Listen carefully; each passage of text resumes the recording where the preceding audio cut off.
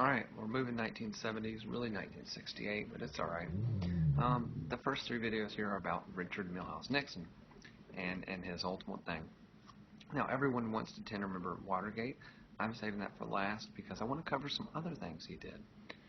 So these ones here are about foreign policy, his election in 1968, and also the environment. Alright, so here we go. Now, in 1968, as we said, Richard Nixon wins election. And this was an election that changed America.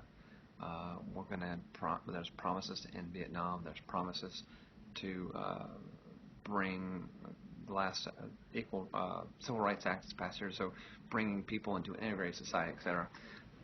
But one of the biggest reasons is the Democratic guy who supposedly was going to win is going to be shot. Robert Kennedy will be shot. This is John F. Kennedy's brother, so if you're in the Kennedy family, this is a rough 1960, 63, you lose one, 68, you lose the other. He is shot by the man of two names, Sirhan Sirhan.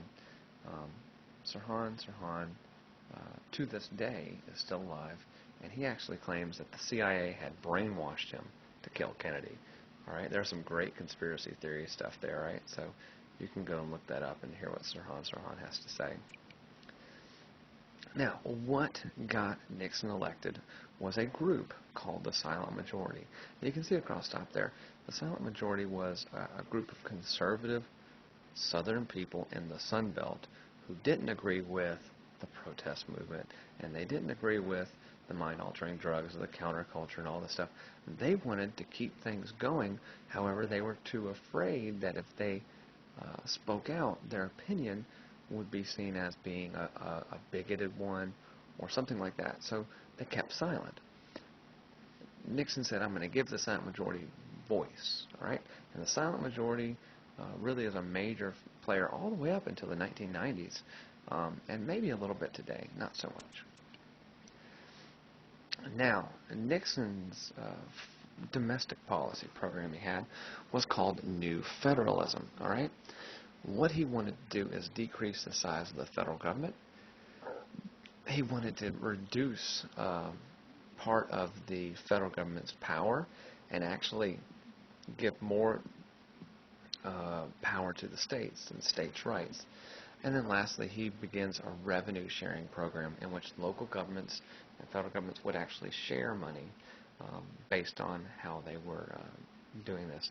And so this is the idea of Nixon's New Federalism, all right? Now, he actually has a man whose official title was assistant, or special assistant rather, for foreign affairs. I've brought him up before. He's the man of kissing many butts because he tried to fix things, and his name is Henry Kissinger. All right? Henry Kissinger has an idea he calls linkage. The United States is going to try to persuade the Soviet Union and China to reduce aid to North Vietnam. And so he basically, said they're saying, we're going to help you out, and don't help out North Vietnam, and really try to put pressure on them to negotiate an end to the war, and it works. It's pretty successful. Okay, so now the big thing is Nixon is going to be the first president to visit China. Pretty important, right? And if you've seen Forrest Gump, you understand Forrest loved playing pong. I love playing ping pong. And I got to go to China and play ping pong. And that actually happened. Forrest didn't go. Forrest was a completely fictional character.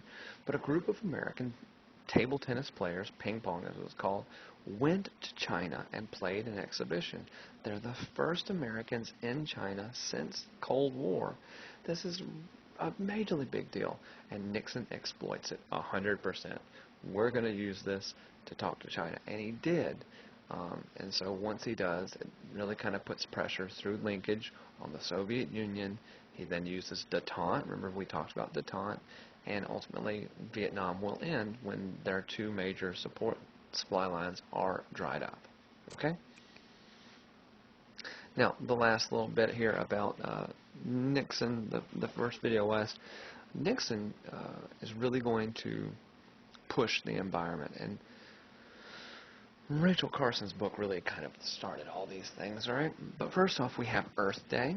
Earth Day is April 22nd. That's when Earth Day is. And we're also going to see the creation of the EPA, the Environmental Protection Agency.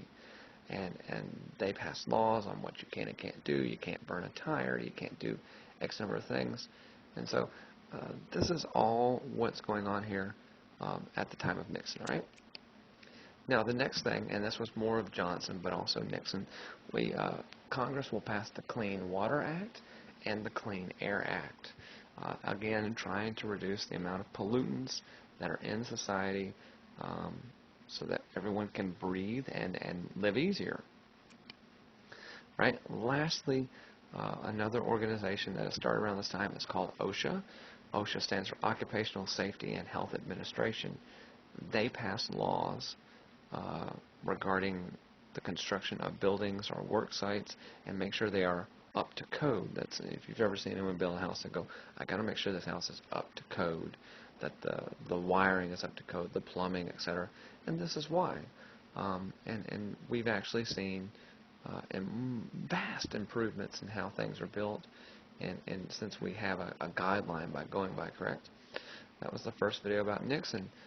So there's two more to look at, all right?